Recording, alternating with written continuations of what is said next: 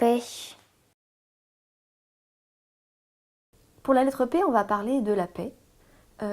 Parce que, comme on l'a un peu dit depuis le début, l'atelier philosophique est conçu comme un lieu ouvert au pluralisme, ouvert à la pensée et à la parole de chacun. Et dans cette perspective, on peut même penser que c'est un lieu de paix. Alors qu'en penses-tu? Est-ce que le dialogue philosophique est une façon de découvrir la paix et est-ce que ça peut œuvrer pour une éducation à la paix?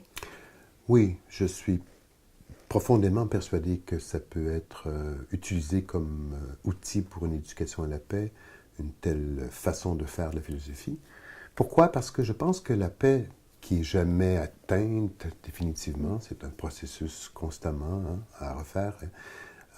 Pour avoir la paix, il faut avoir des gens qui sont en mesure de dialoguer. Il faut avoir des gens qui sont capables de coopérer entre eux, qui sont capables de s'écouter mutuellement.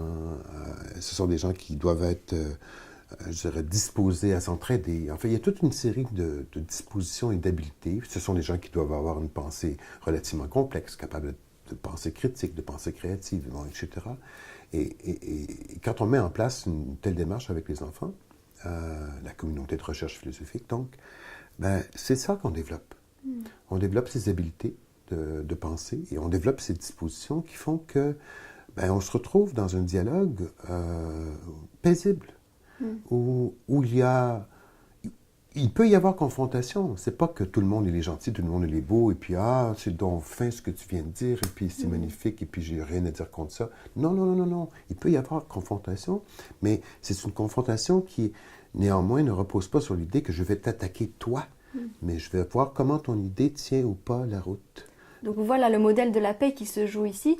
C'est pas la paix comme une absence de désaccord dans l'atelier philosophique, mais c'est au contraire un lieu de paix qui est dédié à la confrontation apaisée des désaccords et à leur mise en lumière, en fait. Absolument. C'est pas du tout un lieu où tout le monde est d'accord, là.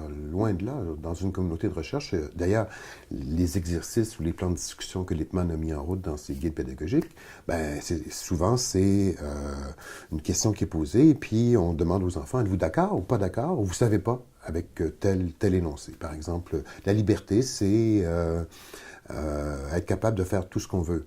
D'accord, pas d'accord? Alors, il y a des enfants qui vont dire, oui, moi, je suis d'accord pour telle et telle raison, puis il y en a d'autres qui vont dire, non, non, non, moi, je suis pas d'accord avec toi parce que pour telle et telle autre raison.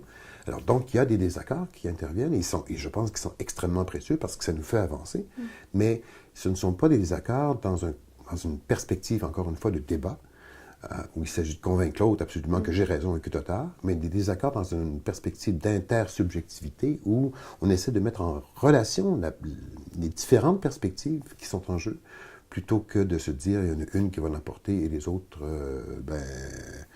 on les oublie. Alors là, on parle beaucoup de l'intellect, enfin du dialogue. Est-ce que aussi, par rapport aux actes, et notamment par rapport aux actes violents, Oui.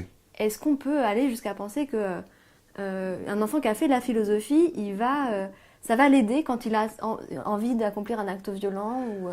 C'est intéressant cette question-là, Johanna, parce que au Québec, par exemple, on a mis sur pied un programme de prévention de la violence et philosophie pour les enfants en reprenant la méthodologie que Lippmann et Sharp ont mise en place.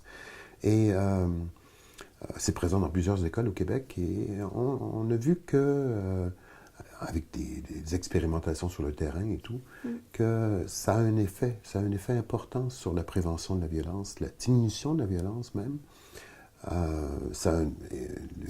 L'expérimentation nous a permis de voir, par exemple, que le raisonnement moral se développe, que l'empathie se développe dans une démarche comme celle-là, que la compassion est de plus en plus grande en plus.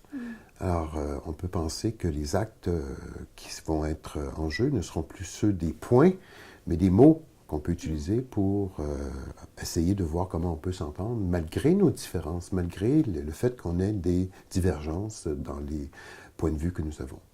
Et donc là, on voit bien qu'il s'agit de bien s'entendre au sens propre. C'est-à-dire Ouais. que c'est avant tout en s'entendant bien dans le dialogue qu'on va pouvoir s'entendre bien au sens de vivre ensemble. Voilà, c'est ça. Je ne peux pas le dire mieux.